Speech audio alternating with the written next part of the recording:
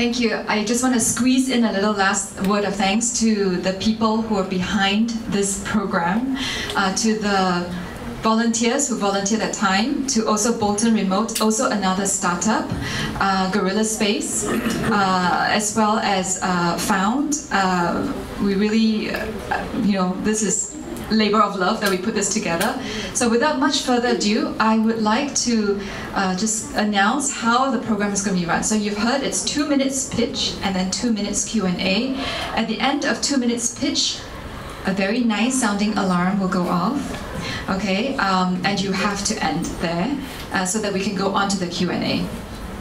Okay, so after the pitches, the 10 pitches have been done, the judges will get some time to deliberate amongst themselves, and we will have a very short panel with Benjamin as well as Renee to kind of talk a little bit more about the Greater Bay Area, and for startups or small companies or big companies going into China, what are the things that you can expect, the help that you can get, etc. Okay, without much further ado, this is a very interesting pitch because we have startups from IoT to healthcare to lots and lots of different things. So the first one, let's put our hands together for Sen from Smart IoT.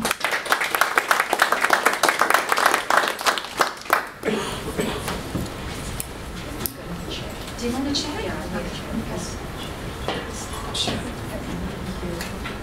Hi, good evening, everyone.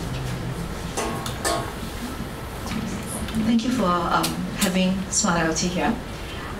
Before I start, I would like to share a story with you. This story is about Luo. Okay, Luo was a mine worker, okay, in Sichuan, China. So he had to work in the mine because he actually filed China's one-child policy, and so he was slapped with a very heavy fine. So what happened is that when he was working in the mine, an accident occurred, okay, and what happened to him was he was permanently disabled. Now, Luo's story is but one of the 80,000 fatal accidents that happen in China, okay, every year. We need to press the thing. That's the first slide. So in Asia, that number actually goes up to nearly 272,000, and those are the reported numbers. Okay, we think that we can actually help to mitigate this number by enhancing the smart hat's ability, enhancing the hard hat's ability to save lives as well as to protect lives. And so that's why we came up with the smart hat. So this is what the smart hat is about. It's essentially to ensure each and every one of these people working in very challenging environments having a chance to go back to their loved ones at the end of a workday. So this is why we came up with the smart hat. Okay, let me just show you the smart hat. Now, if we were to compare the smart hat with things that you see in the market, these are essentially the differences, okay? We have essentially, this is actually a customized sensor, okay?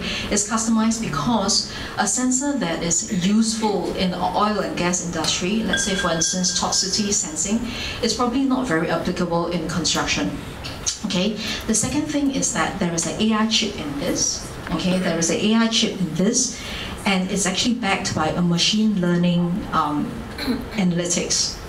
The next thing is that it is. The alarm has gone off, so it's time for Q&A. Okay. Well, you want to finish out the last sentence, yeah. maybe? The last sentence, so yeah, that's a part of the Q&A. Okay. Yeah, well, there is a lithium ceramic battery in this. Okay, that doesn't explode under any condition, and as well as this is actually latched onto a onto a hat. Okay, so you essentially do not need to build the entire hat. Yeah. Okay. So my first question is, what does it do? Because you didn't get to that. Okay, well, essentially it collects data. So for a business stakeholder, this data would actually help you to decide how to HR, how the HR is going to disseminate the workforce, how payroll can be saved, how the worker on ground is feeling in terms of his mental condition, his health condition. For instance, if let's say there is a hazard, there is a crash. Okay, with GPS connection, you know exactly where this person is, and you can save him on time. So it's a PPE. It's a protection, personal protection equipment. So it's not a prevention system, right? It's not a prevention system. It's an alert system. No, it's not an alert system. It's a prevention system because we actually are calculating using a person's heart rate. So the database itself is based on heart rate count, and because of that, we can anticipate. It is a machine learning backend.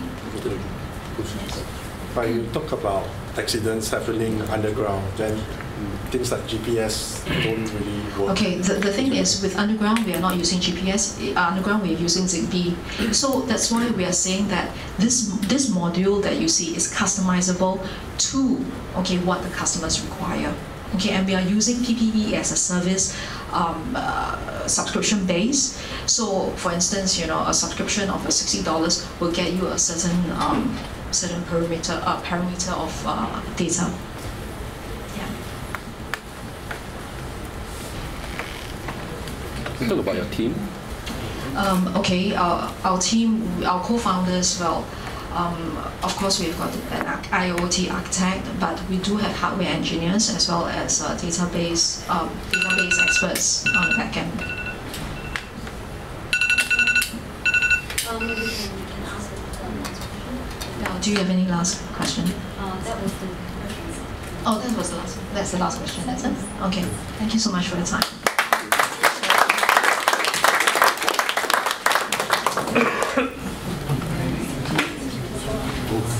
So we actually gave, although the clock went off, so we gave you 3 minutes. So we're going to do 3 minutes and then 2 minutes. So we're going to do 3 + 2. I know it's a little bit like sound shot, but like elevator pitch, right, guys? Like stop. Like you need to really nail your pitch. So that's the point actually. So thank you. Yeah. Okay. Can we have some time to do that?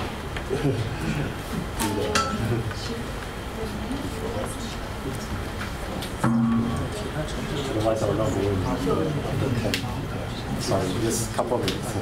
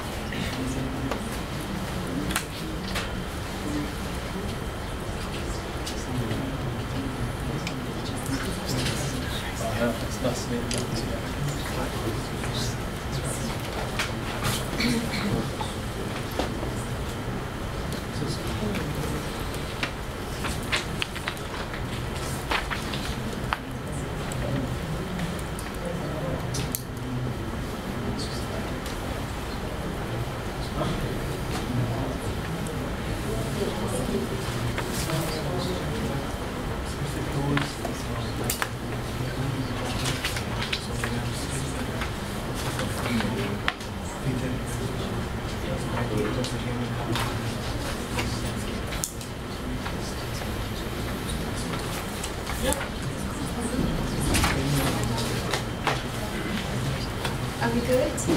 All right, thank you. Okay, good evening, ladies and gentlemen. So I'm the CEO of StretchKin. Basically, I'm going to pitch to you all about wearables, but I must admit that I've never bought a wearable myself. So part of the reason is because the existing wearables, they are costly, they are intrusive, they are rigid, and the list goes on. So basically our company is coming out with its own affordable stretchable electronic sensors whereby it can detect motion. So the whole idea it is because it's stretchable, so you can actually feed it into the body where your angles and the curves of your body. So our strategy is actually to implement it across multiple markets. And the first market which we explored is actually the physio rehab market, where we interviewed 40 physios across 3 countries, and this was followed by the gaming peripheral market. So based on these 2 markets, we actually have got traction, okay, from a couple of gaming companies as well as the rehab companies. So we have got three LOIs, and we're on the verge of signing a few more. So basically, with regards to our startup, we have about four phases of plan up, where we intend to raise about 700,000 across the next 4 phases. So this is to realize our markets in China as well as in Southeast Asia. And basically, with all the data is showing basically China is going through a demographic change. There's going to be more and more people needing rehab, and there's going to be more gamers in China than US whole population. So based on all this trend, we think that our stretchable sensor will actually stretch across China nicely. So with that, I thank you. Have a good evening, and 谢谢. Okay, that's all.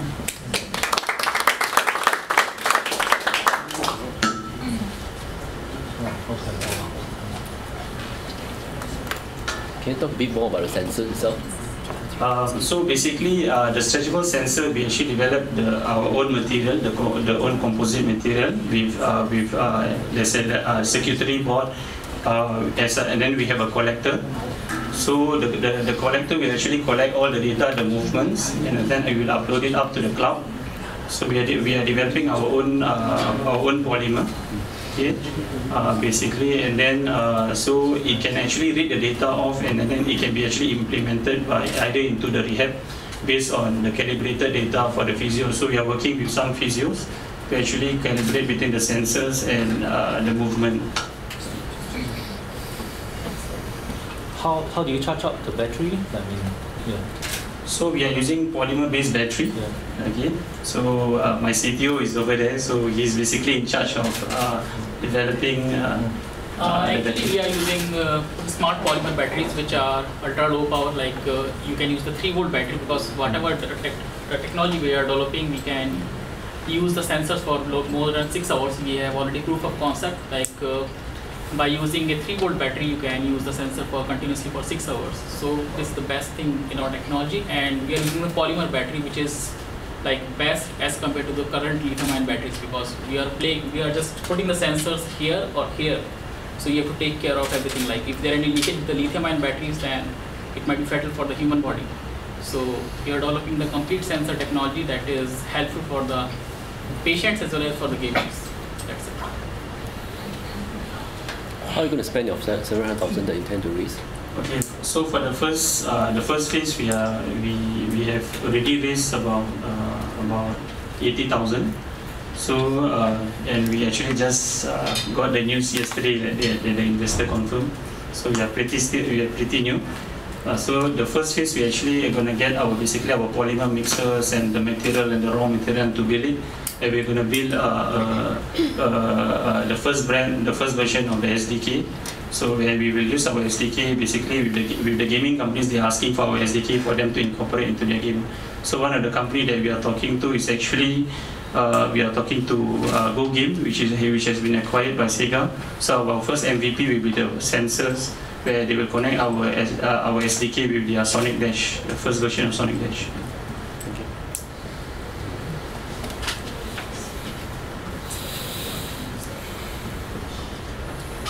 So what's the range that you're charging for your products?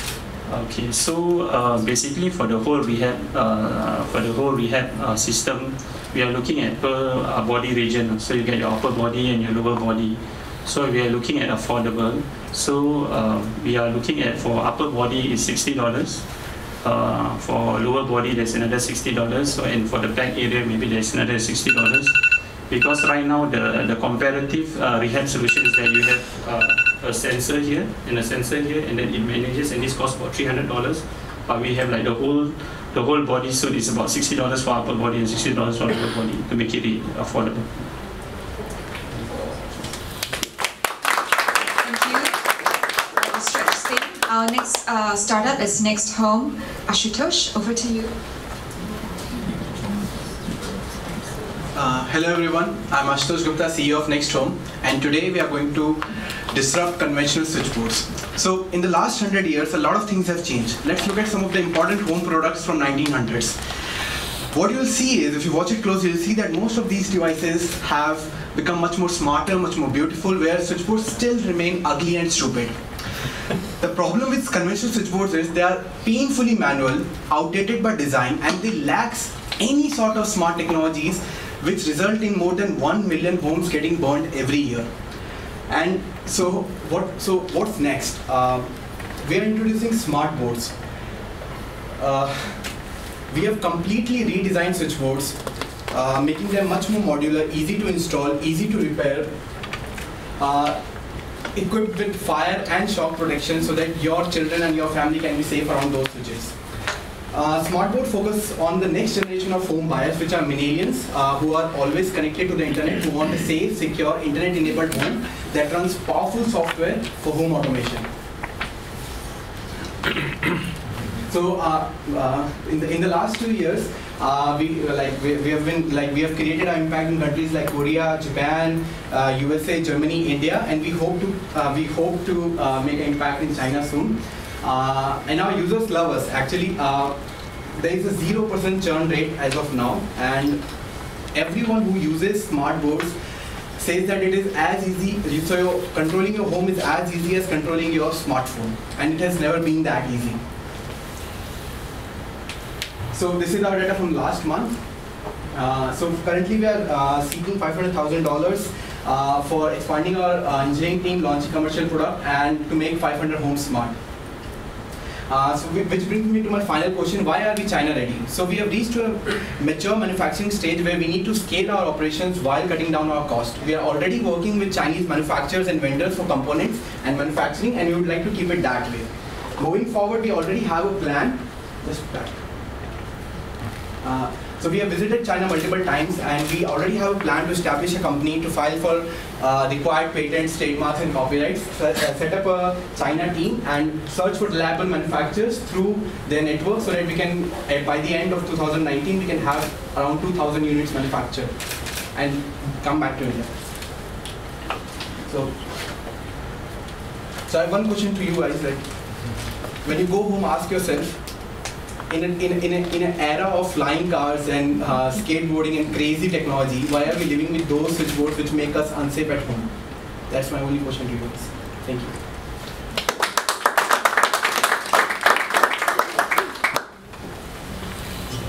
Are you selling the product already? It seems like you're selling the product already. Yeah, so we are into the pre-order stage. We have already sold 25 devices to multiple homes in India, and so it's a pre-alpha stage. Like those are testing users, but we have sold to them. So we haven't officially launched the product. That will be done in the once the Y Combinator ends in December, we'll be launching our product then. And you're selling to end user or selling to So we are selling to, so we have two clients, B2B and B2C. So we can sell it to the real estate people who are developing new buildings for millennials or to hotels, to hotel industry, and we're selling it directly through our website to consumers as well by doing internet marketing. What's the price difference between the traditional switchboard and yours? So in India, so I'm specifically towards India, if you go for a mid-luxury home, it will cost around 500 Singapore dollars. More like $600 for the whole home automation, and if you try to make it smart, it will cost another $1,000. So you'll be like anywhere between $1,600 to $2,000 to make your home smart. Our switchboards cost around $800. So you don't have to do multiple product installations. You have to just install one product, and everything is there. And have you spoken with the developers, and why are they not adopting your concept? Have you spoken with developers who might be using your device in hundreds and thousands? So the problem with developers is that they want, so it's a home, right? It's the castle to our dreams. So we cannot have an unfinished product lying in the new home. So we really have to make sure that it passes through the certain certification before it can be applied to developing states. Okay.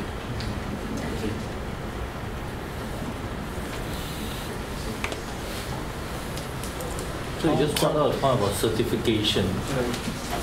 So every country will have their own certification process that you go through. So how do you see that help? How to overcome that for scaling? So it's pretty easy. See, we are not targeting the countries. So first of all, we have cut down the countries who are already developed, because there is no real estate boom coming to those countries anytime soon. Dubai, Singapore, US, they are all out already. Okay, countries like India, which are standing at a verge where 70% of land is still free. So the tier 3, the people from tier 3 will move to tier 2, they'll move to tier 1. So we haven't thought of going globally online like already, because India is still a 100 million homes market, which is like 18 billion opportunity for us by the end of 2030. And coming back to your question, how other companies have tackled this problem, how Apple has tackled it, how other companies who manufacture products for electronics for every country, how they have tackled, will be tackling the same, with like going through each and every certification of each and every country. How old is your company? How old is your company? So if you're talking about specifically about Nexthome, it's been 2 years now. And if you're talking about the founders who have worked together, it's been 4 years. We have already exited companies which had an annual revenue rate of 1 million. So we started 3 companies before Nexthome, and they had a cumulative average revenue of 1 million. Thank you, Nexthome. For thought, thinking about how to protect our homes. Do the judges need a few more seconds? A minute more? Okay.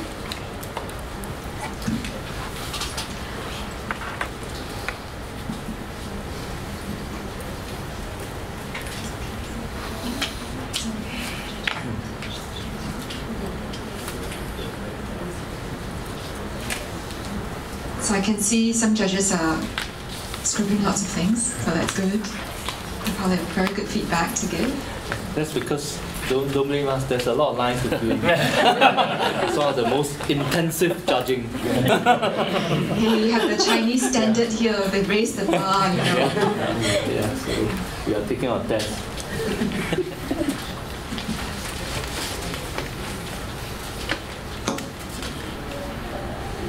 Okay.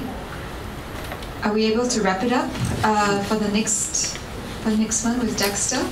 We get your slides up on Cloudbreaker. So welcome Dexter from Cloudbreaker. Thank you. Good evening everyone, my name is Dexter, I'm from Cloudbreaker.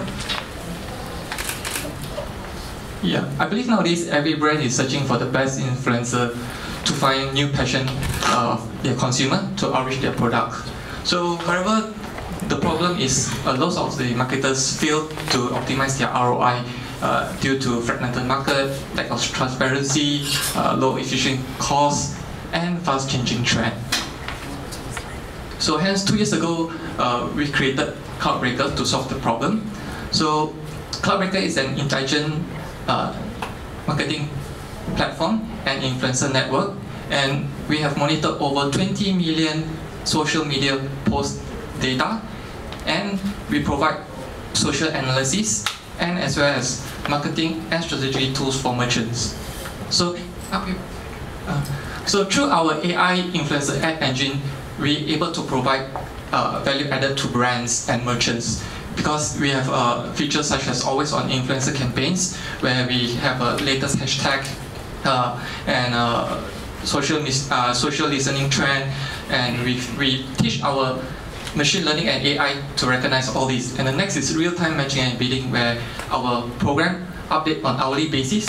And the third is profile and campaign management, where we're able to help brands to curate the best influencer for their campaigns. And last but not least is brands able to co-create together. And currently we able to collaborate with Hong Kong AI Lab as well as SenseTime to further enhance our AI and machine learning. So to further elaborate, the value added is through our machine learning, we're able to analyze all this data, like the trends, like the performance of the influencer, and to help them to curate, to reach to their ROI for brands and merchants. So through our AI, we're able to identify by interest, identities, followers numbers, and etc. Yeah. So up to date, we have about 7,000 over business using our services, and up to date, we have about 1.3 million revenue, which is last month we just closed a big deal with Estee Lauder, which has been using our services for the past 8 months, and we closed about 1.5 million USD for a 1-year contract, and I believe by end of this year we're able to reach about 10 million Hong Kong dollar worth of revenue. Yeah. And for our revenue forecast, currently we are more on the campaign management sides, and that's what we are focusing. But next year onwards, we are expanding to marketplace as well. Currently in Malaysia, we are collaborating with a local partner, which is 11th Street. So we are using shared resources to create the marketplace. And last but not least, why we are believing that we are market penetrating to China is because we have over 50 over MNC, and currently we have China brands as Xiaomi and Toutiao, our current client that using our services, and hence we would like to bring China's brands and merchants out of China to the ASEAN region as well. Yeah. Yeah. And currently there's 5 of us as the main partners, and our team is about 15 of us from different backgrounds, like software developer, business development, sales team, yeah, and etc. Yeah, thank you.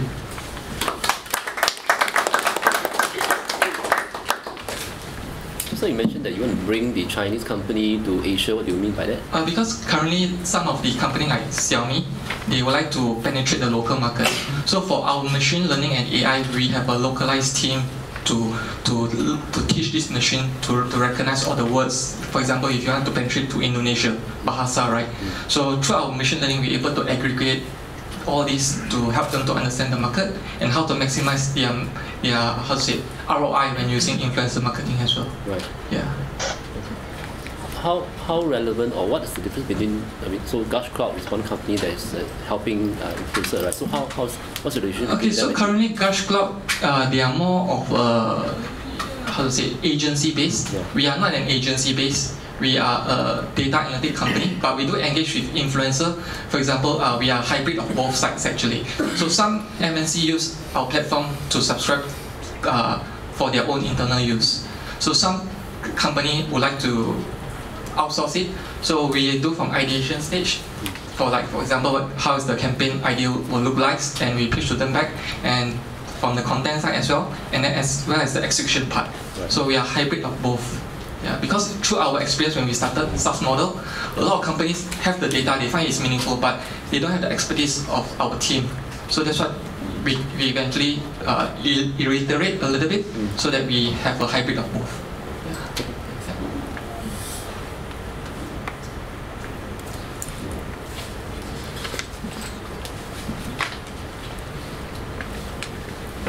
So I see your projection, they are quite optimistic, of course, but other than, I guess a lot of the new revenues from new markets, but other than new markets, what are you doing to, get more people on board?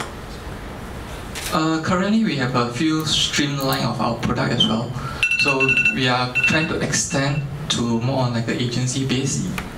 It's like a second income for us as well, because for us we are quite strong in this. So we are not only like new products, but there are some companies like Aeon, big our client in Malaysia, are using as well. They are traditional.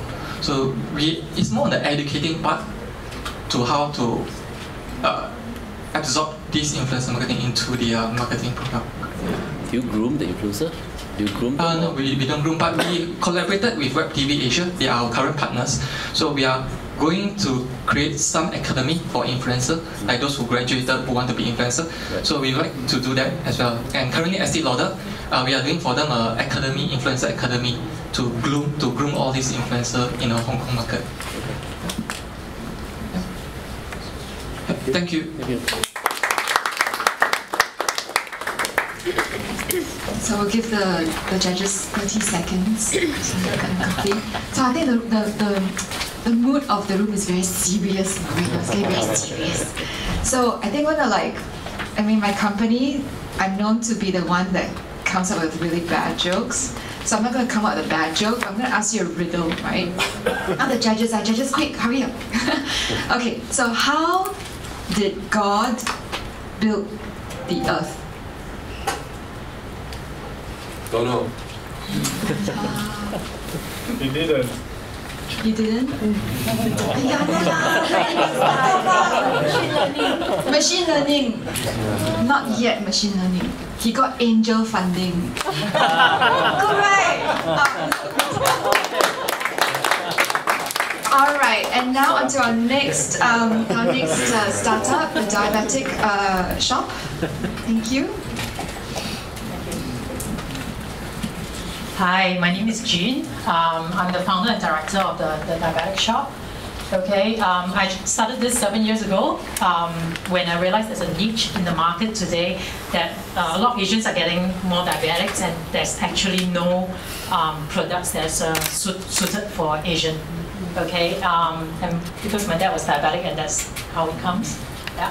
Okay, so what the problem is, diabetes is growing today. Okay, it's huge, it's growing exponentially, and we need more Asian-focused products because a lot of them were all coming from the Western world. So in 2017, in the IDF Diabetes Atlas, China is ranked number one.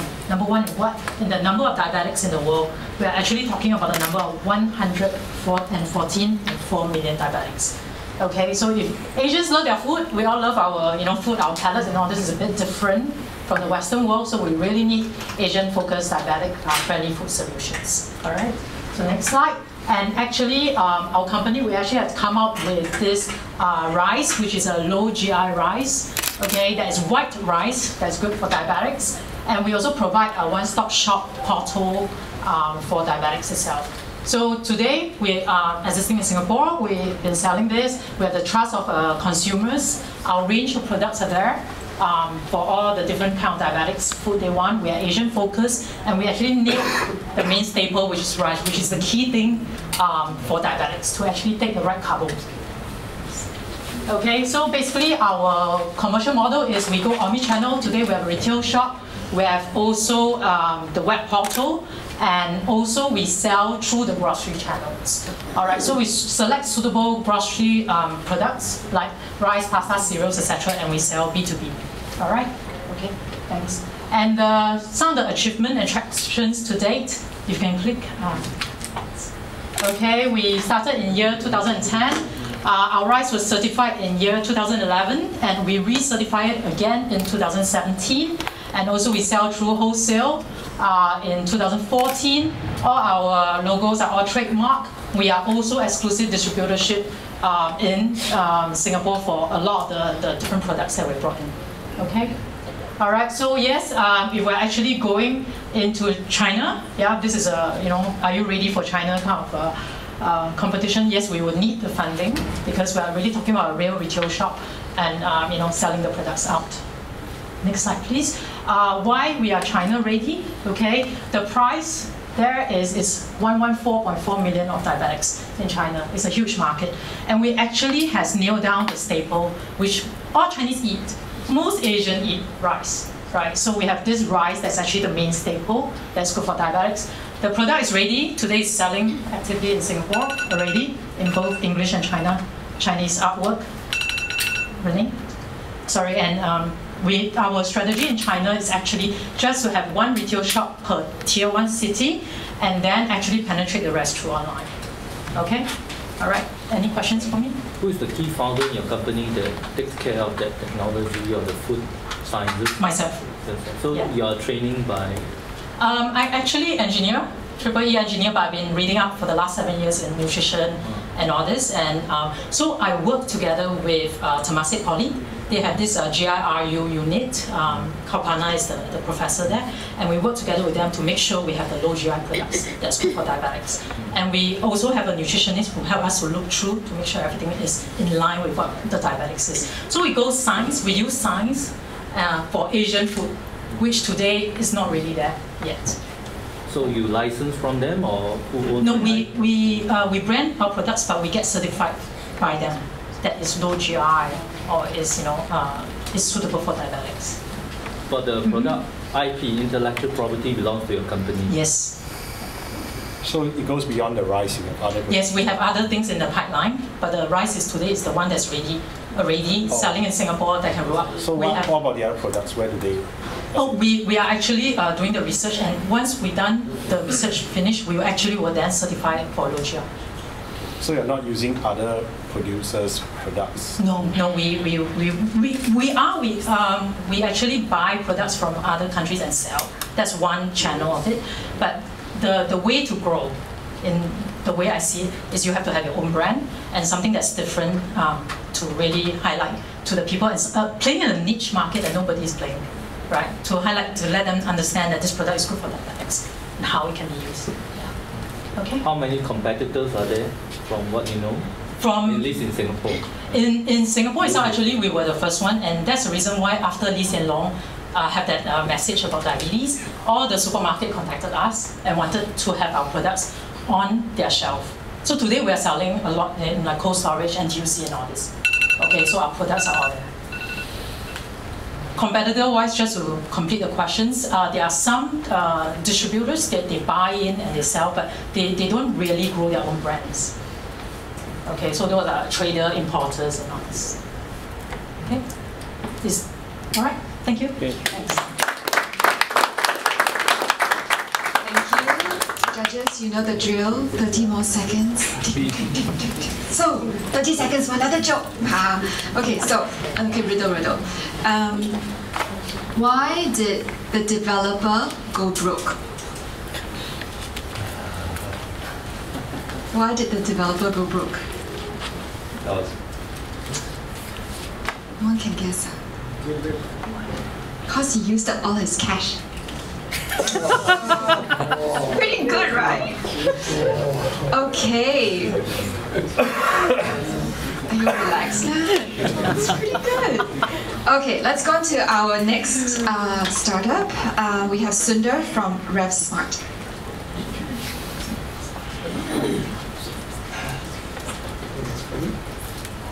Can I start? Yes. Okay. A few years ago, I was on a motorcycle ride with 3 of my friends to a beautiful hill station in India. We decided not to wear helmets and use headphones for navigation and communication. It ended up in a crash. As riders, we need 3 major things while riding: communication, navigation, and music. There aren't any solutions in the market that provide riders in a safe manner. So we wanted to build this solution. Next slide. Introducing Heads Up. Heads Up is a smart communication wearable for riders. Heads Up fits on any helmet and provides you access to communication, navigation, and music without blocking your ears. We use a unique technology called vibro sound technology that transmits vibrations through the shell of the helmet, allowing you to listen to audio without blocking your ears in a safe way. Heads Up also acts as a night safety model in the night time. Imagine if you could ask your helmet to navigate you to the nearest gas station, and it could do that for you. Yes, we built a personal assistant along with it. In terms of business model, we are more than just a hardware model.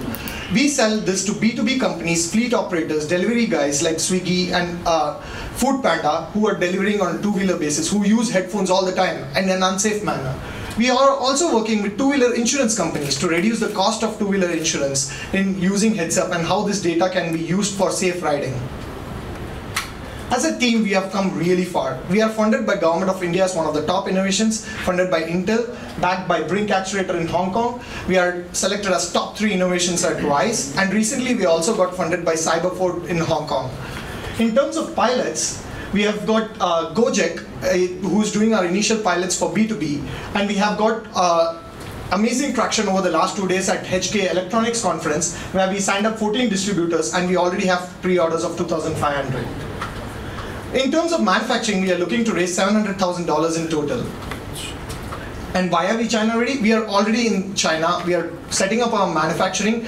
We have set up our team, and we are looking to set up our R&D center in China. We are also planning to license our IP to helmet manufacturers in China who could make smart helmet using this. And China, being one of the largest two-wheeler markets in the world next to India, this is one of the best propositions for two-wheeler market to adapt. And in terms of team readiness, we are already in partners with Seed Studio and taken up 1-year subscription in Shenzhen. And we have also started to learn basic Mandarin. Xie xie.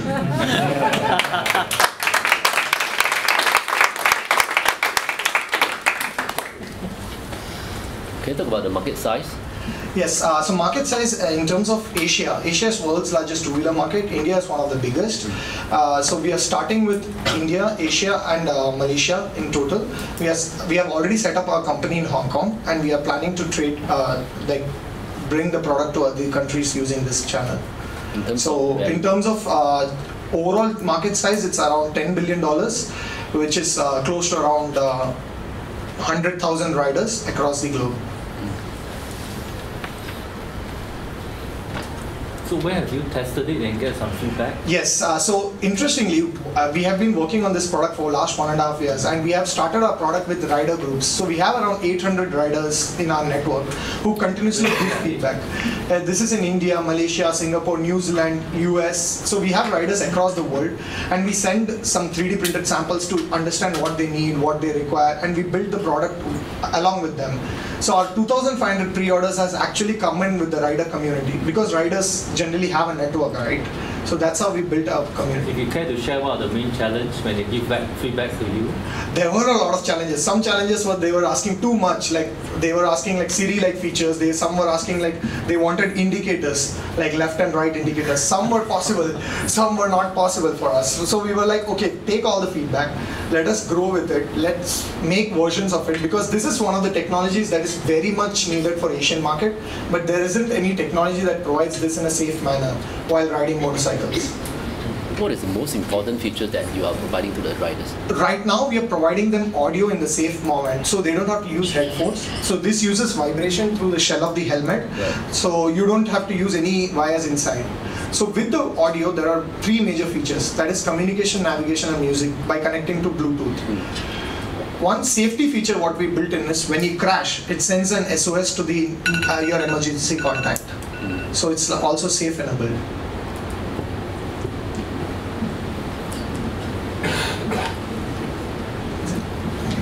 That's it. Safety is definitely one of the things that we all think about or don't do enough of until it's a bit too late. So I think good product. Joke. Yeah. Okay. I thought you guys would have died from that. Okay, the last one then. How many developers? I'm sorry, it feels like I'm making a fun joke of them, right? How many developers does it take to change a light bulb? 1 and 3. 1 and 3.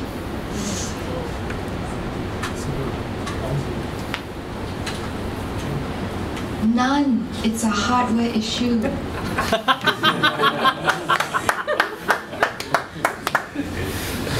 I hope you guys will come back to set up right again. This is not the usual format. All right. Now that you've got my jokes. Number 7, we are here, very happy here to see Swapnil from Eurovu Labs. Thank you.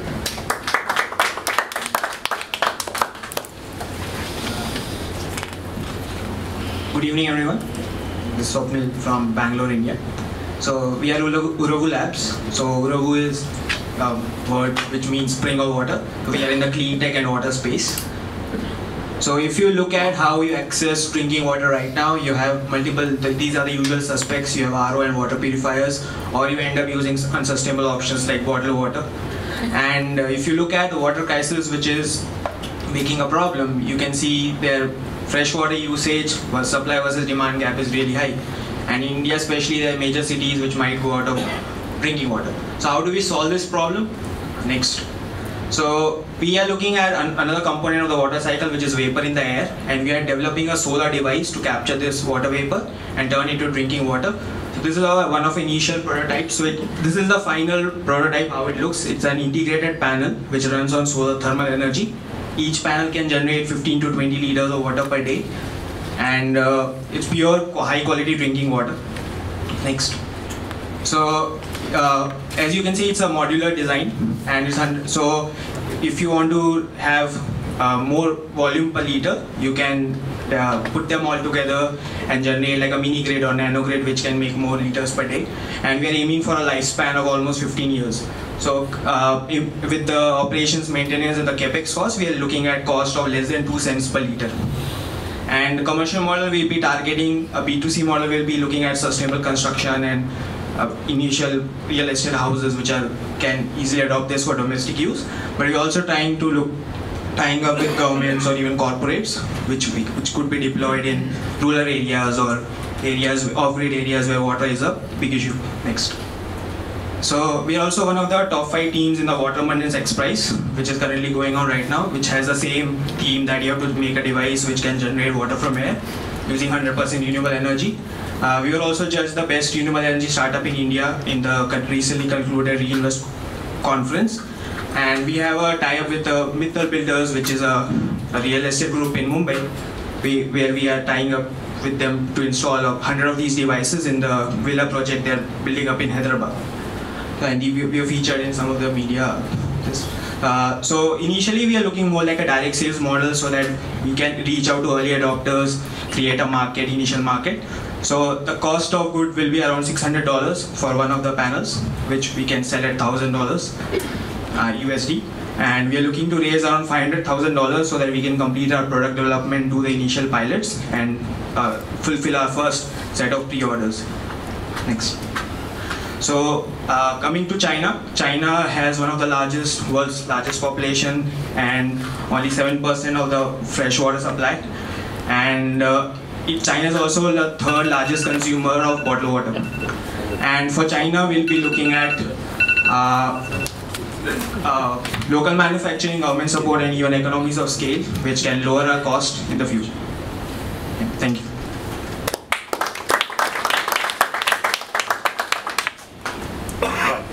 Your solution is very dependent on sunlight, obviously. Yeah. But there are large parts of China that doesn't get a lot of sun, especially in the north. There's a lot of haze and so on. I mean, I live in North China for 2 years and I don't get much sunlight. So the solution, I mean, how will you customize the solution? Okay. So we require an average of 3.5 kilowatt per meter square per day, solar insolation, and it uses low grade heat, so we don't require even temperatures above 60 degrees. So we are working on a thermosensitive material which can release like these water vapor back even at as low temperature as 40 to 50 degrees. So that is, I know that solar is a problem, but during most of the places where you have this water scarcity, solar insolation is also abundantly available, or you have low grade heat which can be used for the same process. Will the quality of the air affect the kind of water you get? Yeah, so we are using a 3-stage air purification system which also has a HEPA, but the adsorption part where we pass the air over the material is only for 2 to 3 hours during the night time. And that's only where the inlet air goes into the unit. So the lifetime of the air filter will be much higher compared to all other if you run for 24 hours. You say that your cost is 600 and your selling price is 1,000? Yeah. And that's direct sales price. Yes, you're selling this directly, right? Yeah. So if you go through a channel, go to reseller, that the price has to be more than... Yeah. So that's why we are keeping like a 40% margin. So as soon as we figure out like how do we actually distribute either directly, because initially we have more on network people who can B2B sales. We don't have to really rely on a distributor or sales in the middleman. But as we go increase the production, they will be looking at other distribution models. Who do you think will buy this unit at $1,000 per unit? Yeah, so as I said, like the initial niche is mostly looking at like sustainable construction and premium residences, which will be adopting this, and looking at the lifetime of the product. The cost per liter is actually pretty less, so you're already paying much higher than that. And if you look at a business model where we can do it as a service-based model where you do pay per use, then the adoption friction will decrease, so we can scale up as we go forward. Thanks. Thank you. Okay, thank you, Swapnil. Lots of really good products for us to think about. Water is super important. What? Seriously? Okay, another joke. Okay, riddle.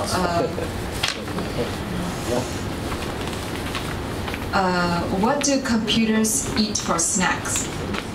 Bites. Bites? Cookies. Cookies. Close. Yeah, cookies could be one. I was thinking of microchips.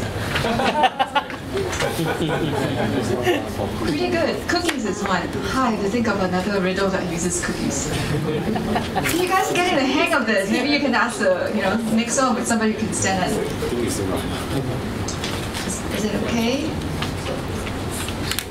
I think we need a few more seconds. I think the judges are getting really good at this now. All right, let's go on to the next. Are you ready? Okay. So go plus with Pierre. I'm ready. Thank you. Thanks, Renee. Thanks, Ginny. It's a treat to be here. A real buzz. Thanks very much for the opportunity. Just a quick show of hands, a little quiz of myself. Do we have any online shoppers here? If you could just raise your hands.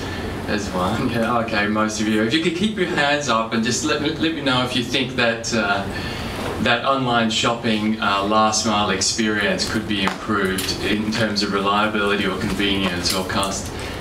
Cool. Okay. Well, this is for you guys, and I'm really glad to be able to speak to the judges here on this. Next slide. So Go Plus is solving the biggest problem in online commerce. It's targeting about 5 trillion in a few years. At the moment, it's tracking at about 2 trillion. Last mile costs are about 12 to 15% of that. Amazon alone spent about over $20 billion in the last mile delivery, and they're investing tens of billions in building out their own last mile delivery fleets. We're solving that with a different type of delivery point. It's an automated delivery point which is located in your office buildings or train stations. Where we're at is, you can see here our alpha product. The lighting's not great here. There's Finance Minister Heng Swee Keat here, who introduced it as part of the Future Economy of Singapore event last November. We're now at a beta model which is about to be launched next month. Fortunately, we've just received confirmation from our first client to roll it out in Singapore. It's a major marketplace. We've got couriers behind it, both local and international couriers, and we've got an international pipeline which is beyond Singapore, with a couple of conglomerates in Thailand and the Philippines. Also, Australia is particularly interested, and already some early indications from China and Japan, as well as some from Europe to deploy there. Particularly in China, they're probably about 2 or 3 years ahead of anywhere in the world. Maybe Germany's up there as well. They've deployed over 100,000 lockers, mainly in housing compounds. Renee's nodding. Where couriers will drop off parcels in these lockers rather than trying to find the consumer's home. There's billions of dollars in investments rolling these out. Singapore is not too far behind rolling out the federated locker model. I know you gentlemen know this better than me. We're involved in the Federated Locker Initiative, which is part of the IMDA group's efforts to also streamline the last mile delivery. From the indications that we've received from the market, Go Plus is considered to be a Generation 3 version of it. So I'll quickly just get the financials. Quick next slide. Its financials are looking very positive. We're launching, we're bootstrapped up until now, launching in next month, raising $2 million beyond that to further engineering, building of 30 units and hire a couple of critical hires. And one more slide. We've got an awesome team. I'll just mention maybe my co-founder who couldn't make it, Tim Kobe. He's the man behind designing the Apple retail program. We worked with Steve Jobs for 12 years every week. And an awesome team of engineers, industrial designers, data analysts, and software guys. We've got a great team, awesome team, phenomenal product, and I think the market's ready for this today, particularly China. I think we're ready.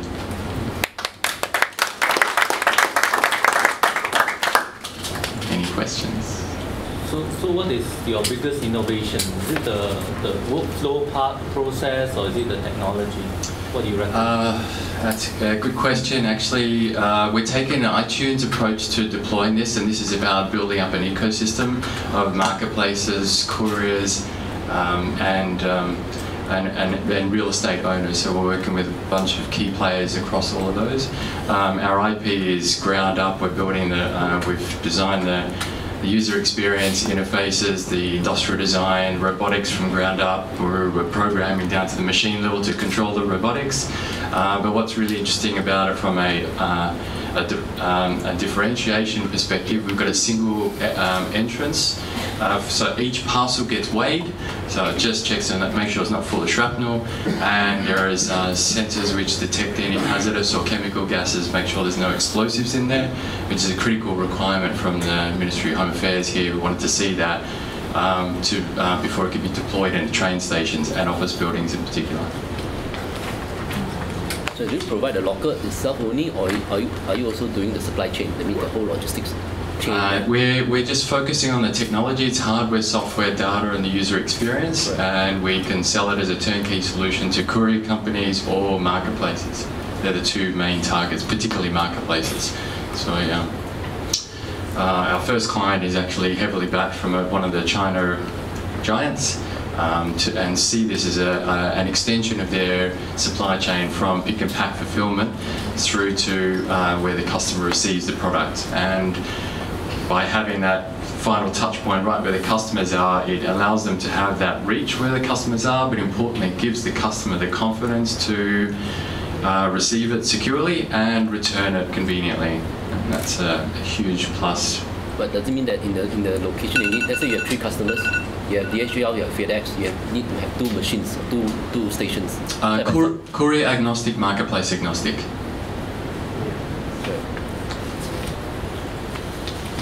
I think that was my time up. Thanks very much.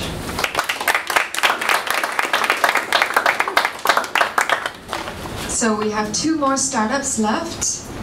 So I know that you guys are really dying for my jokes. This is my last riddle. Which computer sings the best?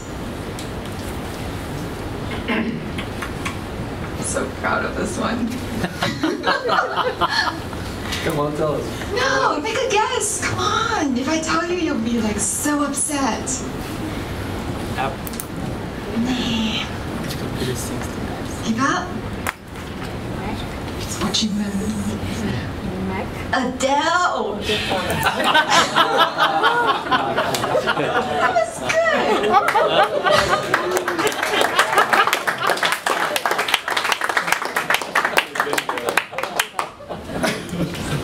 Hey, so now we have our second last startup, Scott from Top Bug.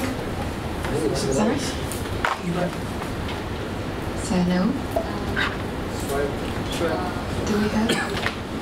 Sorry? Which one? So just a slight technical problem.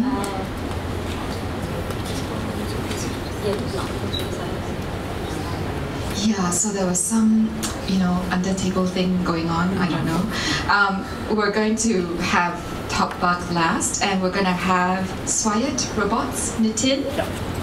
Round of applause for Nitin.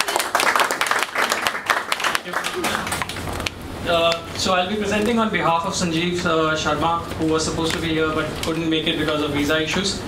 I'll try my best.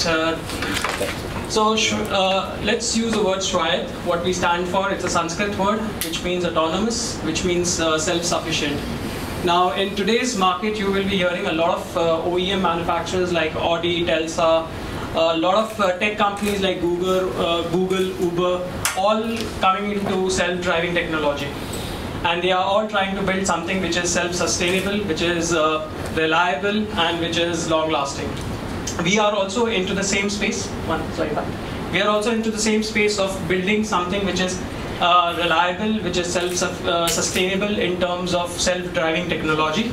How do we stand different than these companies? These companies are all based on radar, system. So they are using iRadar, they are using the radar mechanism when it comes to the entire model of self-driving, whereas we are based on the camera-based system in terms of developing this entire self-driving experience. Excuse me, can you just go back to the 2 slides? Back. Yeah, one more slide back. So this particular solution can be deployed into various industry verticals. Our key focus is defense, transportation, industries, agriculture, and ADAS. This particular piece has already been demoed. This has been demoed and tested around 148 kilometers of ride, which is around 40 kilometers per speed. Excuse me, can you just take it away?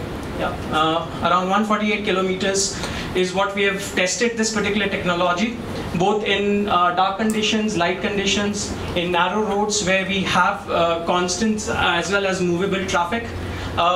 This particular technology also is also applicable to places where there are no pathways, no path liners, or any kind of beamers which segregates the road.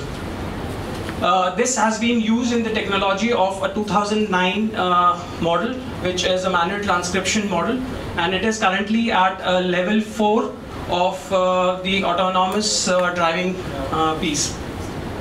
Sanjeev Sharma, who's the founder, who was supposed to be here, so this is the team, and we have Rajiv, Sanjeet, who are the developers, and we have a panel of advisors at this point in time. We can skip to this slide. So the question comes is, are we China ready? This particular model has been tested in the most toughest environment, which is India, where roads, the traffic is bad. We have all kinds of unstructured, uncontrollable pieces which are there. And if it could be done in that kind of an environment, then China, where there is more structured, more controlled roads, is there. As a part of our roadmap, we will be soon launching it as a 50-kilometer demo. We will be going on to trucking, where it will be applied to heavy vehicles. We will be also trying off-roads, where it will be done on agricultural land, which is uneven, unsurfaced. And the last part, we will be reaching to a level 4 autonomy by the 2019 end. So that's it.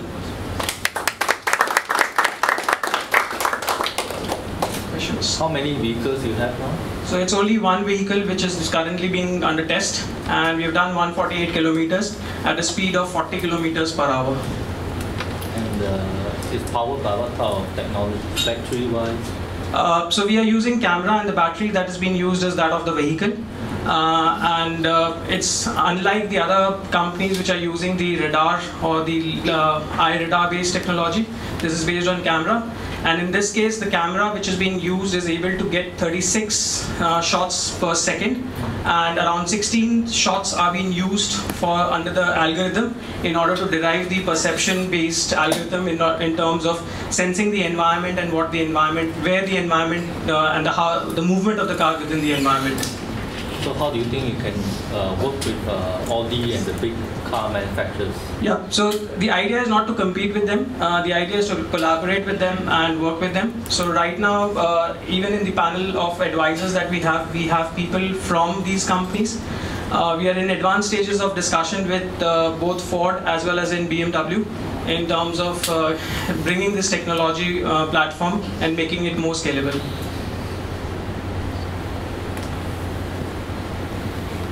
Talking about reaching L4 in end of next year. Yes. But I'm sure you've done a scan, you know your competitors in China are quite a number of L4s already on the roads. Yep. So what is it that you have that will allow you to overtake these people which have already a lot more mileage than 148 kilometers? Yeah. So the way we see it is that most of these companies are using radar-based technology, where they are using sensors around the vehicle. Which each of the sensors today, if we were to see in the market, cost anywhere between $6,000 to $75,000. We are based on the camera-based technology.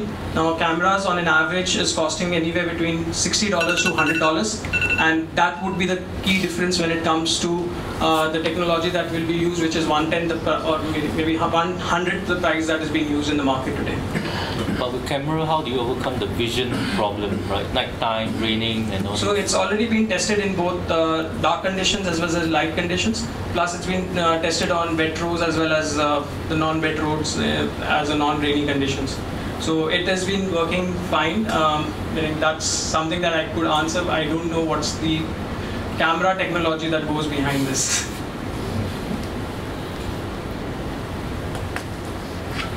Okay, thank you. Thank you. Thank you. So we've heard from startups that look at food, water, safety, sensors. And I think what's really clear is that all of these startups or companies and founders have put a lot of heart and a lot of thought, a lot of sweat into their work and into making, solving pain points and making lives easier for all of us. I'm going to give the judges a little bit more time. Are you finished? Oh, that's good. But they're well trained now. Okay, so a couple more seconds for the last few comments.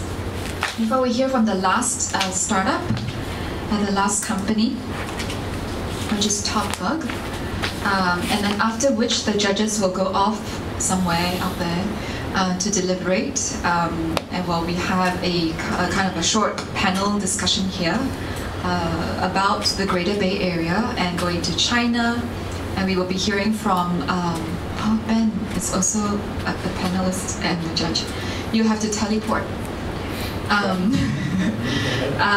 And also from Renee, who is living and breathing the heart of the Greater Bay Area, to hear a little bit more from them about how to enter that market, what are the tricks or ways to success and tips. Okay, without much further ado, TopBug. Round of applause. So I'm Scott, the co-founder of TopBug Education and also Loop. Oh, can I have a clicker? Possible. So we found that the traditional education is no longer meeting the needs of the modern student. With large class sizes, rigid teaching structures, students are getting both left behind and held back. And parents and students alike are spending a lot of money on expensive after-school tuition to fill the knowledge void. So what we've created is a self-paced learning application called Loop, using videos, games, real-time assessments and performance feedback. A student can go onto a platform, micro-learn for 30 minutes, 40 minutes, and parents can see their performance and this personalised learning path as well to tell them their strengths and weaknesses. The global tuition market size currently is 200 billion. In China alone it's 70 billion, and the mobile learning market is growing exponentially and is currently at 77 billion. We're a company based out of Sri Lanka, so we launched last November for a beta test. We had 300 users outside of schools. There was many international schools wishing to use our platform, and Sri Lanka's local government bodies wanted to use our platform across all their English medium schools. So we've raised $500,000 US so far.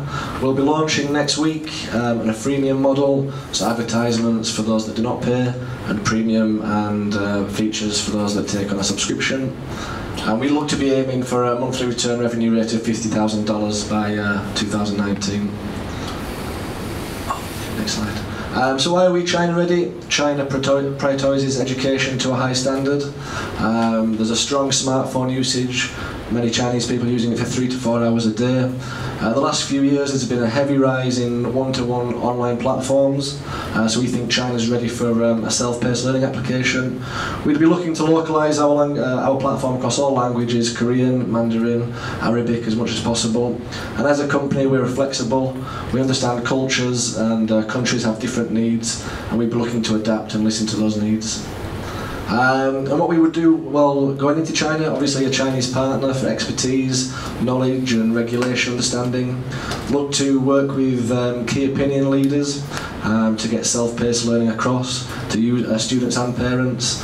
bring in Chinese-centric features like live streaming and real-time interaction, and working obviously with the dedicated platforms, integrate our platform to WeChat, and share content across Youku and Zhihu to build a big user base. So our next step is a strategic investor and global partnerships to take Loop to the next level. Thank you.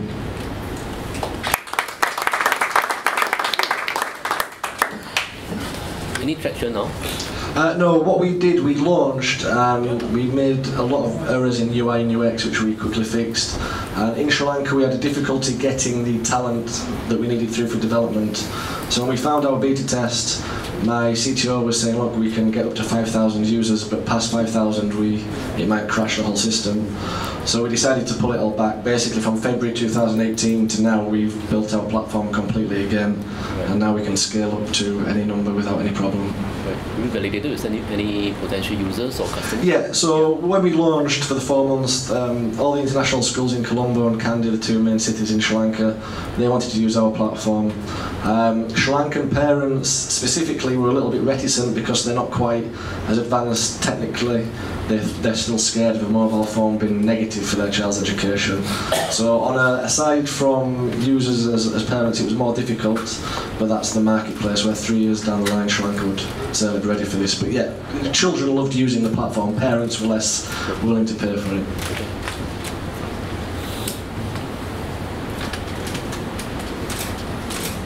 So you know in China the internet is separate from the rest of the world. Sure. How are you going to overcome? So our platform can just be, I mean, if you just pick the language, if you picked Korean, Korean side would load up.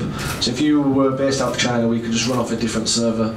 It wouldn't have to be, it doesn't have to be integrated across, so it can be separately delivered. But your contents, are they live contents or recorded? No, so our contents would be a set basis. I mean, obviously you can bring in live contents for specific markets, so China loves live streaming, so you can bring that specifically to that zone. But our content currently is animations, games, and assessments and presentations, so it's all set, no live interaction currently. So if I'm not wrong, you have already got the content, you just need a more robust technology to get. Well, our content is what's lacking more so at the moment. So we'll be launching next week with our assessment side of our application and the performance review. And what we're doing over the next 6 months is very quickly adding to our content as best as possible. So it's our content that's lacking truth. We have a brilliant platform, less content currently. So now you have to reverse problem. Yeah, so now we're desperately doing content at a very quick basis. So am I right to assume that you have a lot of educationers in your team? No, not necessarily. We've had everybody who's developed our content has been masters or PhD students within that field, based out of Sri Lanka. Ideally, we've been quite insular as a company over the last year and two while we've been developing, but we do need to be looking to get some board members on with some high expertise and be able to get guidance. But all our contents are delivered by people who are highly educated in those fields. Yeah, but being highly educated doesn't mean you are. No, sure, certainly not. Right? It's delivering that information, but we do need to get more people on with a higher nature onto our team.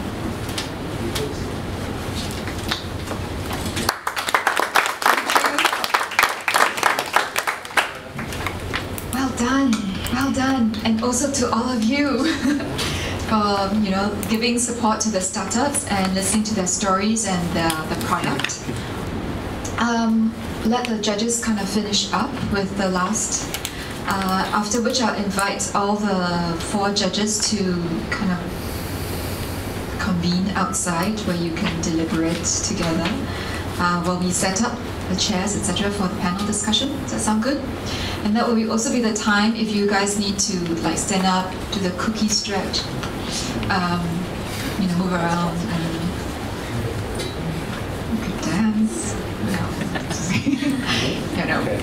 No, we must not get through dance. Okay, so we'll take a little break of 3 minutes while we set up so that we can get the panel discussion going. Good. So now all of us making friends, discussing. Thank you so much for coming back. We're having a really short little panel discussion just for us to learn a little bit more about, the China market, going to China, what it takes. you okay? I can see you're super excited. All right, so here we have Ben, of no further introduction, of Enterprise Singapore. I'll let Ben say a little bit about himself, about Enterprise Singapore, and also with Renee, who is, like I said earlier, living and breathing the heart of all of the innovation and all of this, great work that's coming out of China. Right? Ben, will you start? Sure. Hi, everybody. I'm Benjamin from Enterprise Singapore. Enterprise Singapore is a statutory board under the Ministry of Trade and Industry. So our key function is to help companies, whether big, small, startups, to help them develop both within Singapore and help them get to a new market out of Singapore.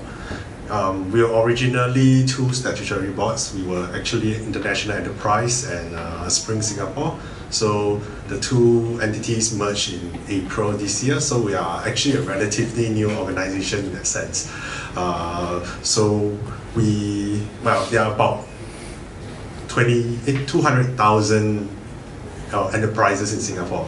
And so our job is to help, well, not all of them come to us, of course, but our job is to help as many of them as possible to develop their competencies, to restructure themselves, to prepare themselves better for the economy of future, and to help them expand their market beyond Singapore. So that's what we do. And as for me, I cover the South China market, so predominantly especially the Greater Bay Area. So later on, I'll give you a little bit of introduction on what opportunities there are in the Greater Bay Area. Yeah. Thank you, Ben. Okay, so myself, I introduced about Brinc a little bit earlier. So we are the global accelerator VC. So we actually invest into early stage teams. We start with the IoT domain. Now we grow into also food tech, and we're also looking at new category like blockchain. Apart from doing early acceleration, we invest about 70 to 100,000 US dollar per team. At the early stage, and also of course with our program as well. So when a team is when they actually pass the proof of concept stage, later on they actually need to focus on doing the R&D, manufacturing the product. So we also have a service team, which is we call make. So what we do is we help them to leverage the Chinese manufacture capability, so help them to do the R&D and also the manufacture in China. And after that, we also have a growth offer, so which is helping teams to scale into different markets, such as scaling to the China market, scaling into the Middle East market. In the future, we hopefully to the Indian market as well. Yeah, basically that's what Brinc does. So the whole life cycle, what we do is actually very focused on the startup and entrepreneurship, and at the same time that we are also helping a lot of Western founders to leverage the Chinese strengths of the today, which is the manufacturer, and also some of the company trying to capture the big population market as well. So yeah, so that's what we do, and I think that's pretty relevant to the topic. And I'm based in Guangzhou, China, and basically the MEC team is also sitting in the Guangzhou office, and the growth team also sitting in the Guangzhou office. Yeah. So we have lots of help and lots of critical good information coming out from Ben as well as Renee. So the Greater Bay Area, what is the Greater Bay Area? So it consists of Guangzhou or Shenzhen, Hong Kong and Macau. Right now it's a population of 70 million. Just to put in perspective, Singapore is 5.5, 5.8, okay? So 70 million. It's seen a huge amount of change. The GDP is about US 1.6 trillion. And expected to be the biggest economy by 2020. 2020 isn't that far away, So this is definitely a market, an economy to look out and look at. Traditionally, when you think about Shenzhen or Guangzhou area, you think about, oh, you know, there's a lot of manufacturing, etc. But I think that right now, the Greater Bay Area has really expanded into the logistics segment, even to financial services and others. So I'd like to hear from maybe Ben to start first. And since you, in your role, and I think you lived in China for 2 years, what are you most excited about in the Greater Bay Area? Well, I think one of the things is this Greater Bay Area is definitely there's a lot of strong emphasis on it by the Chinese government, because it's definitely one of the 4 big strategies that the Chinese government is pushing for right now. One being the Yangtze River Delta, then there's up north, west, there's Beijing, Hebei, and Tianjin, there's the Jing-Jin-Ji. And then there's the Belt and Road, of course, which is something that everybody's talking about. But other than these 3 big national strategies, there's this Greater Bay Area. And it's not just Guangzhou and Shenzhen and Hong Kong, Macau. In fact, there are 9 Chinese cities, so all your Dongguan and Foshan and so on are included in there. And plus the 2 SARs. So it's a very huge market. As you rightly pointed out, Jeannie rightly pointed out, huge population, huge GDP, huge potential for growth. And actually, one of the things that as I see this Greater Bay Area, I can see that having this strategy, what it does is to actually improve the connectivity. And you're talking about not just physical connectivity, but you're talking about movement of people, talent, movement of logistics, movement of finance, even though the 3 places use different currency, and actually movement of technology, which is very relevant to the crowd today. And that's going to happen in a very big way. And actually, one of the key vision when they talk about this Bay Area, I mean, they always compare it with the other key Bay Areas, right? There's a Tokyo Bay Area, there's the Bay Area in US, but actually they are trying to outdo all of them. That's why it's the Greater Bay, I guess. The name sort of implies that. And they want to build it into an international financial trade center, tech and innovation center, shipping and logistics center, and a hub for actually even cultural exchange. So they are looking at even the soft aspects of it. And just now I spoke about greater connectivity, right? Even physically on the ground, you can feel it. Because just before I came into the room, I just got a message from my colleague saying that the Zhugang Aoqiao is the Hangzhou Aoqiao, Hong Kong, Zhuhai, Macau Bridge will be open next Tuesday. So there is a physical link between Hong Kong, Macau, and China next Tuesday. Yeah, so there's a bridge that's going to open up. And if you have followed the news last month, the high-speed rail from Guangzhou to Hong Kong actually commenced its services. It takes 40+ minutes to get from Guangzhou to Hong Kong. That's the kind of connectivity we are talking about. The kind of flow of information, of people, of finances, everything I spoke about, that would be so much easier moving forward. And also, like, the trains have Wi-Fi and everything as well, so yes, it's like you never left. Yeah, so I think it's actually one of the, it's just one of the areas with greatest potential. So for the 10 startups that presented just now and others who are sitting, within the crowd, I think it's an area that you should really look at. And because I cover that area, if you need further information and help, please feel free to approach me. We have an office in Guangzhou that covers the whole of South China as well. So I have a very big team. Actually, my team in China is bigger than the team in Singapore. So I have a very big team in Guangzhou that helps to companies as well. So whatever I can that I do not have really access to, I can always link you up with my Guangzhou colleagues. Yeah. So if you just follow on that question about, the team in Guangzhou is much bigger. So I assume that there are more and more companies, the Singapore companies, going into China, and that you're helping them. What is the success rate like? I mean, success. I don't mean like from 0 to a trillion, but the percentage of companies that go. How long does it take them to kind of sink roots and gain traction and be able to start operating in China? Okay, China is the #1 top investment destination for Singapore. So it has been so for the past many years, 10 plus years. So it's definitely our top investment destination. Most of companies that went there in the past were in real estate and manufacturing. Generally, we are seeing a pattern that has been changing because right now they are doing a lot of land reforms and land sales is more controlled, so real estate is getting a little bit more tricky. So increasingly we are seeing, other than manufacturing that's still staying strong, we are seeing the rise of modern services. So a lot more in areas like education, healthcare, even legal services. We are seeing more and more of these companies going there.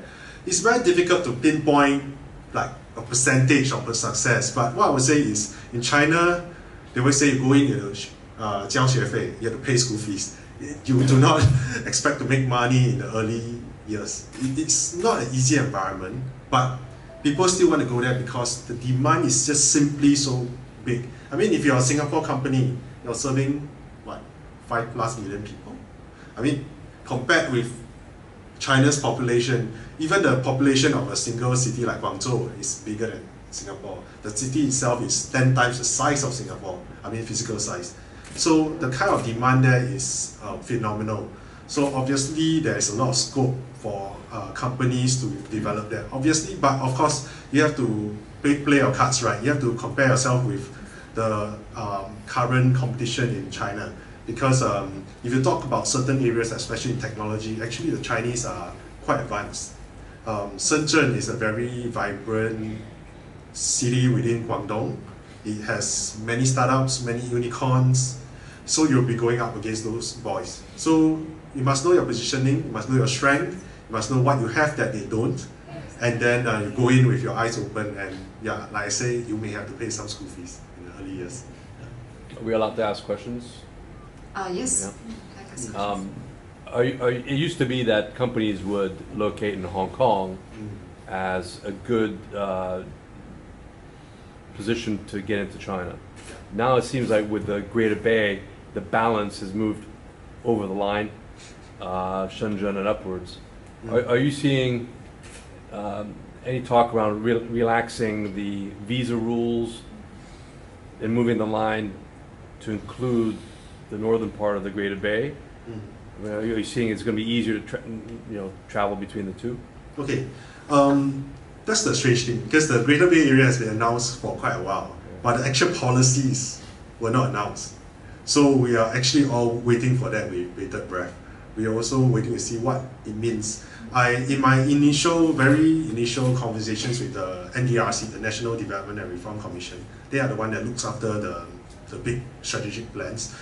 They say that I mean, they acknowledge that the actual policies have not been announced, but they do see that what they can share with me is that they do not see that the end vision will be something that is quantifiable, like a 20% rise in GDP, a 50% increase in manufacturing productivity. No, in fact, they are saying that it's going to be more not quantifiable but qualifiable kind of thing. Like they want to build a livable, sustainable kind of environment with strong in culture, blah blah blah, that kind.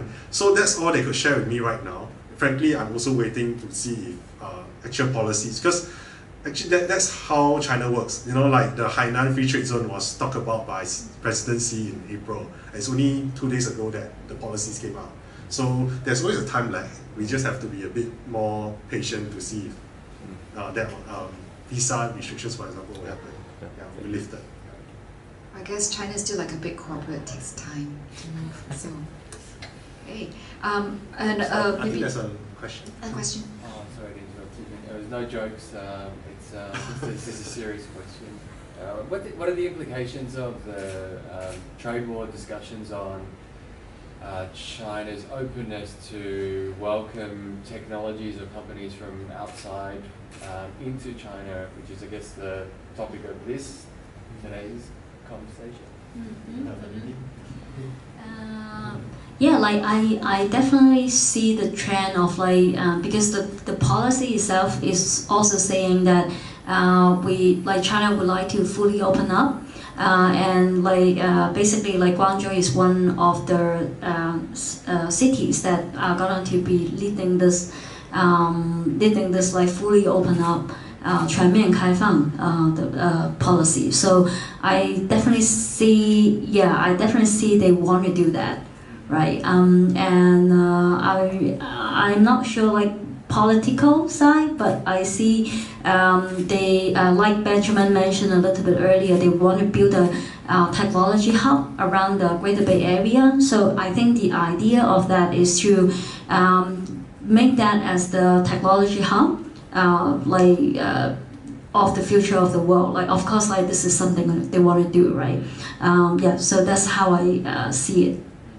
I think from various news reports, I think it's quite evident that China has taken a position where they are going against the flow of what US is doing. They are trying to promote opening up.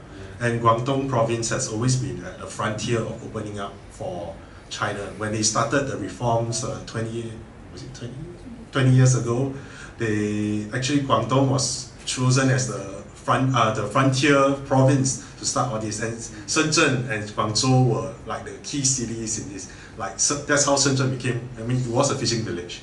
I mean, if you go to Shenzhen right now, you can't imagine it was a fishing village just a few decades ago, but it was a fishing village. So the opening up was very successful, and they are trying.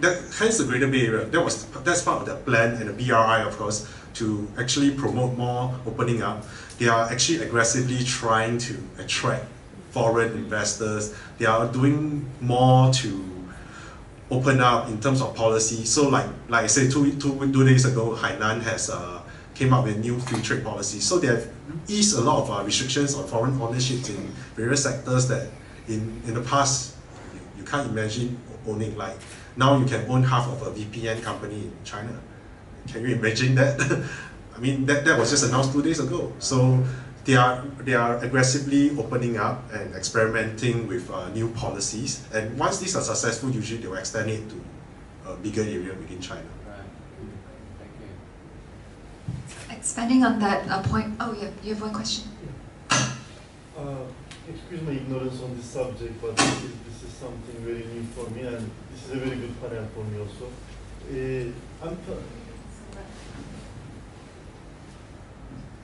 So, as someone from Turkey, it's very easy for me to go to Hong Kong, but it's more difficult for me to go to China, the mainland, if that's the correct word. So, if we want to get into Chinese market, is there like a very fundamental difference in setting up a company in Hong Kong, which is very easy for me, again, as a Turkish guy, or setting up a company, let's say, in Shanghai? Like, will that create a lot of differences for me if I want to eventually market my products to the Chinese community, to the Chinese consumers? I hope the question makes sense.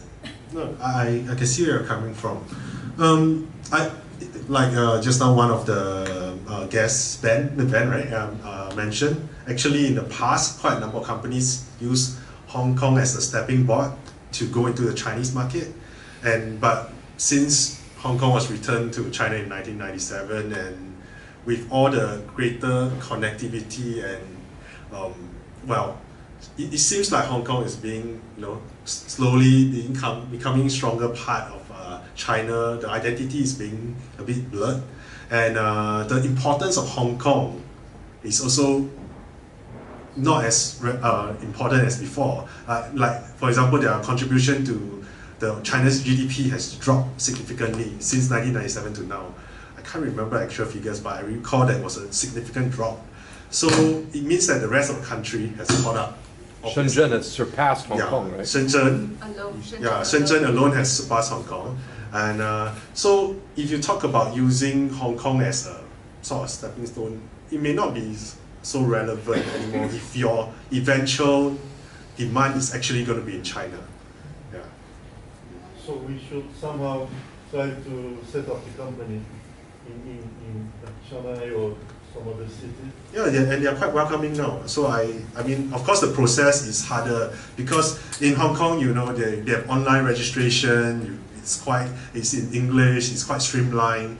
But I think, there are many consultants in the market, and I know of many of them, who can easily help you with your company registration and the processes, because there are so many companies, Singapore companies especially, registering themselves in Singapore, that these consultants have a very good experience in helping them set up, helping them understand the local tax regime, for example, how to get the best deal for yourself such that you pay hopefully the least taxes, because different provinces, different cities have different tax regimes for different industries. So where to put yourself such that you can maximize some of the policies such that you get the most benefits. Quite a number of companies are doing that right now. Yeah, in fact, I know a few. I can introduce them to you. Yeah. Thank you. I would like to add a few things on that, and because like some of our team, they actually went through the same thing. So they set up in Hong Kong first when they joined the program, and then later on they want to enter the China market. So there are a company, they also setting up like a wholly owned foreign entity. They call it Wolfie. So they also set it up like in the China as a subsidy, and then have the Hong Kong company owning that. I think there are, that's just one way to make it easier for the company to try to come into the China market. And today I feel the Greater Bay area, like the Greater Bay Initiative, is actually helping the Hong Kong to put back on the map, like being more relevant, because like recently they also, I think, make the IPO policy much easier as well. They like giving like better policy on IPO. So you can see some of the Chinese company like Xiaomi is actually went to Hong Kong to go public listed. So and there are like, it looks like more company are going to do that too. So I think like the Greater Bay Area, the Greater Bay Initiative is actually helping Hong Kong to be relevant again with its financial capital position. And but for capturing the China market, I would say that a few tips is like, one, like you really need to understand the market. So sometimes it's very hard, like if you don't ever go there, like if you not live there, you don't understand the culture.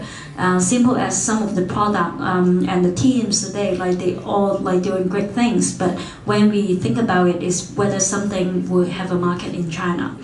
The product localization to understanding the consumer in the China market is very important. Based on that, they can localize the product they are working on, to tune it a little bit. They have to. And at the same time, like they still need to figure out like what's the best way for them to capture the market with the strong market strategy. So sometimes to working with companies like big corporates like JD.com, like some of the like Alibaba, like some of the big guys, and there are also some of the network they can try to capture on. So if they can have a partner which is very strong in China already, maybe they don't have to thinking about I have to set up over there. There are like companies exploring JV model as well, because like they can maybe get the investment from the company, at the same time also can leverage the company's network.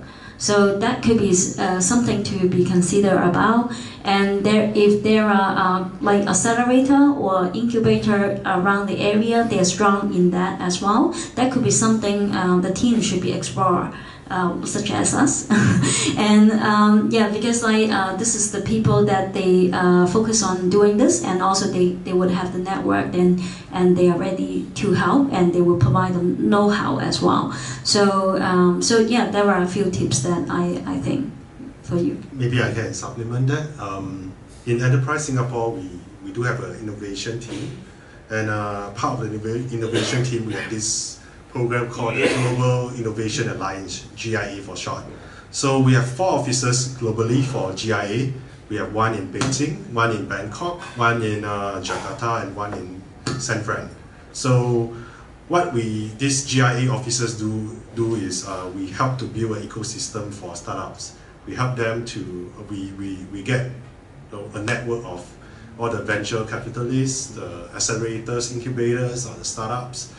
So what we do is we try to bring Singapore startups to China to be exposed to the Chinese market, link them up with possible partners. And we do the same the other way too. We try to get better startups from China to come into Singapore as well, so that they can access Singapore and the Southeast Asian market. So that's one of the piece of work we do. One of my colleagues here, Cheryl, she looks after innovation in China. So if you're interested to know about some of the services that we as Enterprise Singapore provide for startups, please approach either me or her after the event. Yeah, we'll be most happy to speak to you. So I want to wrap up the panel discussion with one question, I guess. Here we hear that Brinc, for example, as well as Enterprise Singapore, give a lot of support, to companies going to China. What about? Thank you. What about? Bless you. Now, what about the language? How important is Chinese? Speaking Chinese fluently, well, or if not, is it partnering with somebody that does, or finding a Chinese or mainland Chinese partner? How does it figure into going into China? Just now, before the session started, Cheryl just told me a very good point. She just off the cuff just said, well, one of the key success factor to surviving, succeeding in China is to actually find the right partner. And I think that is one of the key things that will help you get into the market quicker and hopefully pay less school fees, because and that's part of the work that we do as Enterprise Singapore. That's why we have 9 offices in China. Just in one country we have 9 offices, because we are there to build a network for our Singapore companies, so that when they go in, they need someone to JV with. Be it you want to acquire somebody, you want to JV with somebody, you want to set up a work team, you want to find distributors, you want to find the right customers.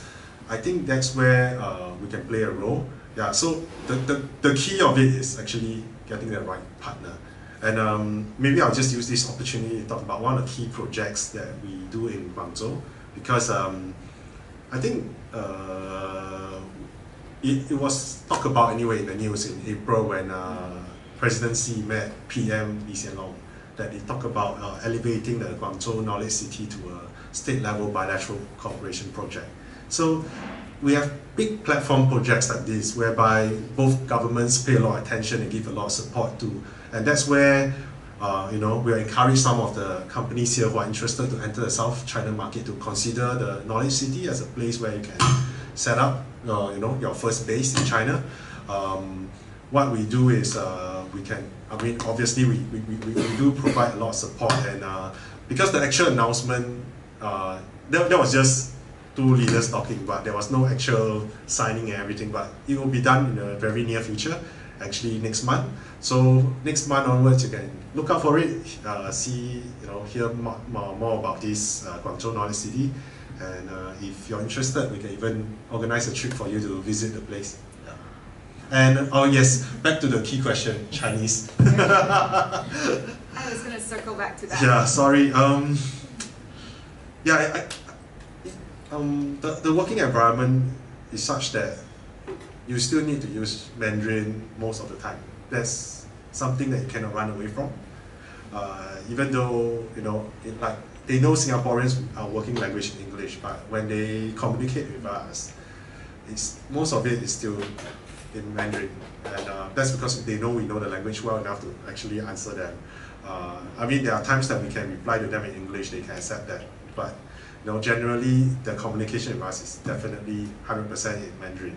And then for a company seeking to set up there, I think you cannot run away from having the need to have certain competency, because you'll be signing a lot of contracts, and you'll be, be it your tenancy contract, your electricity, applying for electricity, be it a contract you sign with your distributor, everything is Mandarin.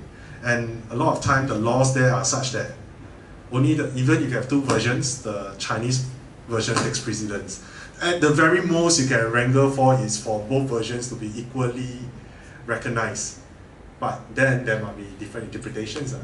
So at the end of the day, the language competency is something that you cannot run away from. I think you need to work with a local partner, you need to pick up the language yourself, you need to hire someone with enough competency to do the work for you. Someone you can trust, of course, to do the work for you. Cool. Thanks, Ben. Actually, I forgot to mention company like organization like Singapore Enterprise would be also like very great platform to go approach if you want to go into the China market, because like they obviously understand both sides, and that's very important. So back to the questions, I think I personally still think having strong partner is very important, because sometimes learning a new language is not something very easy, and Chinese is not the easiest language to learn. So I think it would be a little bit challenge for the team if they from the point they want to enter China, they start learning the Mandarin.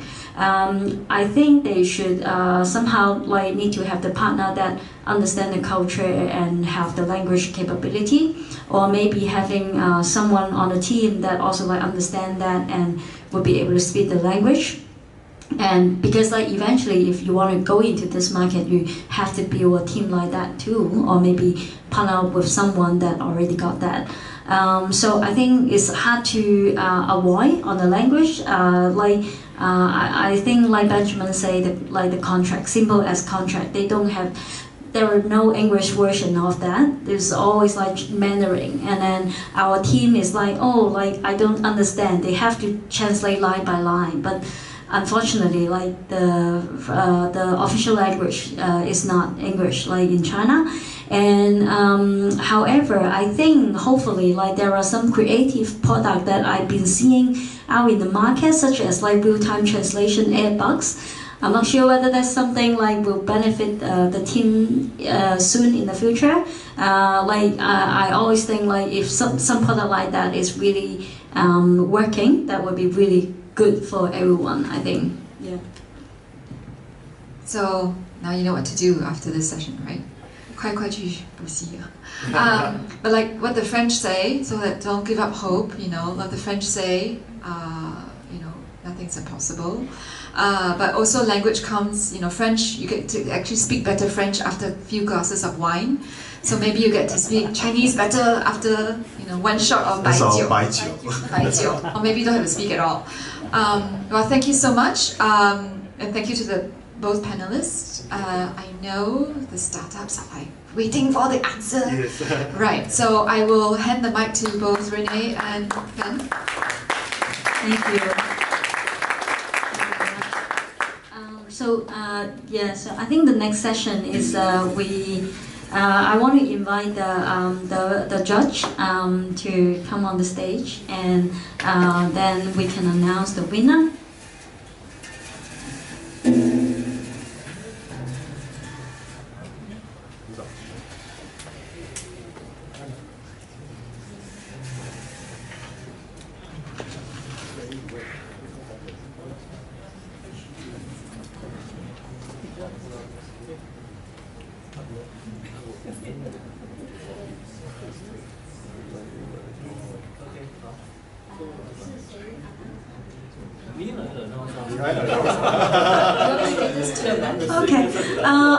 Okay. So sorry. I will do the announcement, and then the judges can hand over the air ticket. It's basically a trip for the 3 teams, like we said. So we are handing out the air ticket. It's not the certificate yet, and hopefully when they are going to Guangzhou, and one of them will win the final prize. Cool. So we have the 3 teams tonight. Actually, let me think about it. Yes, I remember now. So one of the team is Brinc. And we also have Next Home. And last but not least, we have WebSmart. Cool. Now that I think, hello, yes, you can. Basically, we can hand the ticket to the teams, and then we will take some pictures of.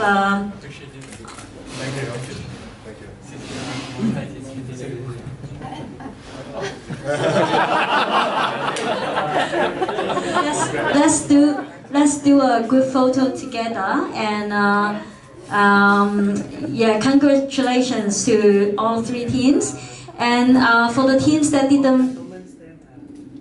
And for the teams that didn't win, yeah, doesn't matter. Like the competition doesn't stop here, and